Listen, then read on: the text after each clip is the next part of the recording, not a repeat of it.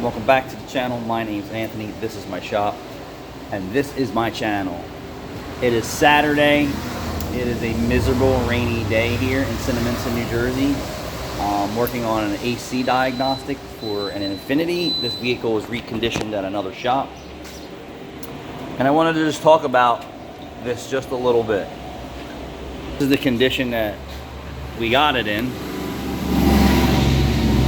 Not sure why that's hanging there. It's been sitting for a while, and I'm not sure who, what, when, where, or why that is going on right there. So if you don't know what that is a problem that someone tried to work on.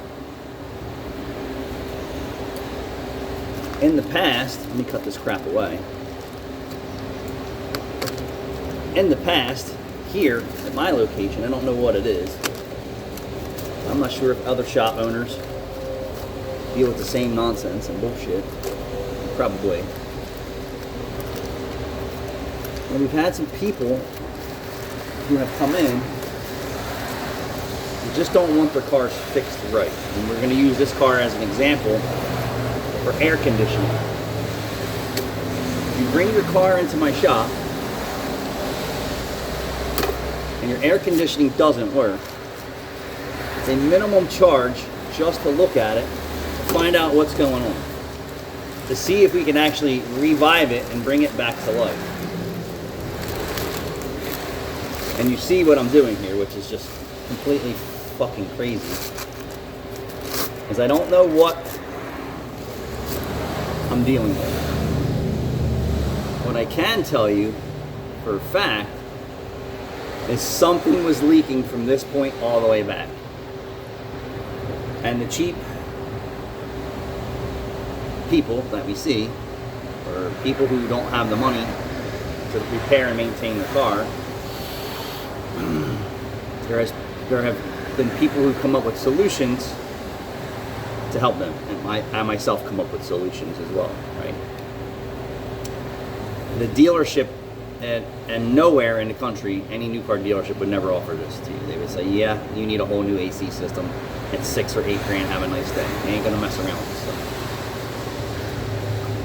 I don't know what this is until I put my equipment on it and put some gas in it and find out what's up. That doesn't guarantee you anything. This is me adding oxygen to your lungs and see if I can save you, if you want to put it that way. And we've had some people who legitimately just carried on and said, well, we're just normal people, we don't know. What do you mean you don't know? We tell you your air conditioning, you tell us your air conditioning system doesn't work. This goes for even HVAC and heavy equipment, all these people. There has to be a starting point for that, and there's no guarantees. We put refrigerant in it, or we run a vacuum test, it fails. We can't test the rest of the system. For one, I'm going to show you right now. Give me a second. I'll show you why. I can't tell you anything else.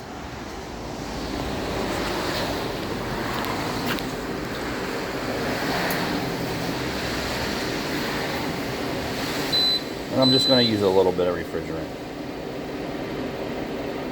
Let's see if it'll take 0.25.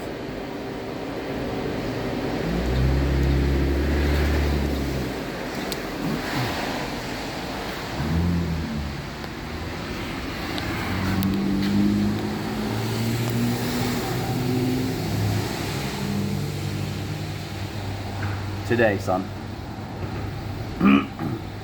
And even after me fixing this for this customer, or however I get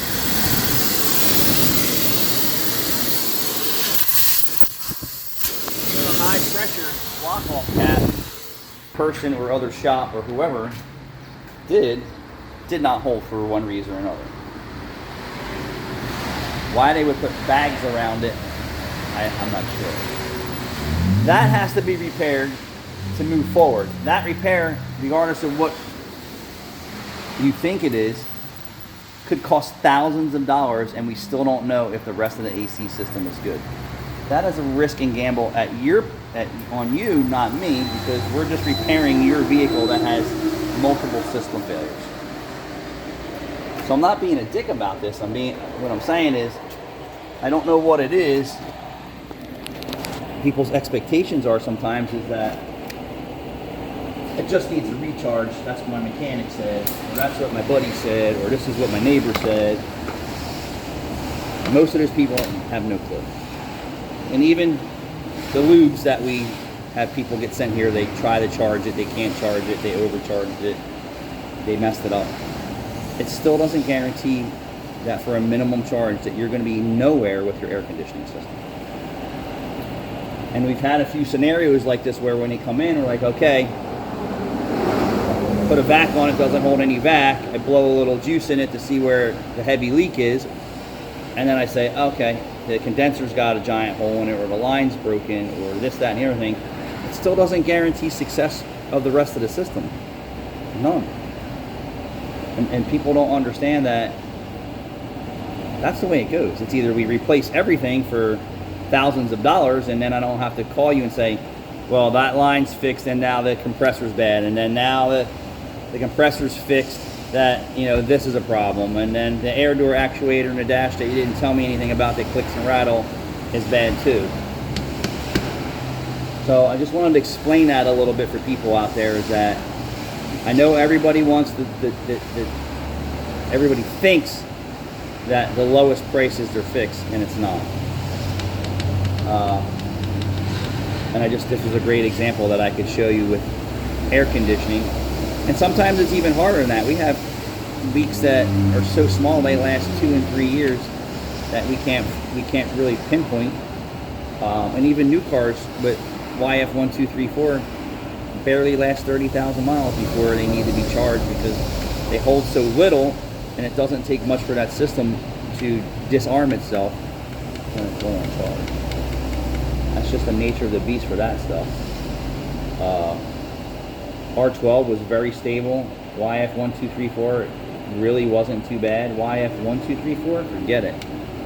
It's a very temperamental system.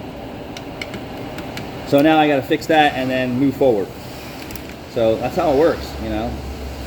It's a discovery process on some of these older cars, and the failure rates of things that I see here really just blows my mind.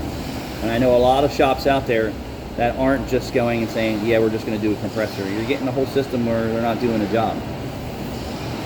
Thanks for watching. I'll let you know what this winds up to be when we're finished.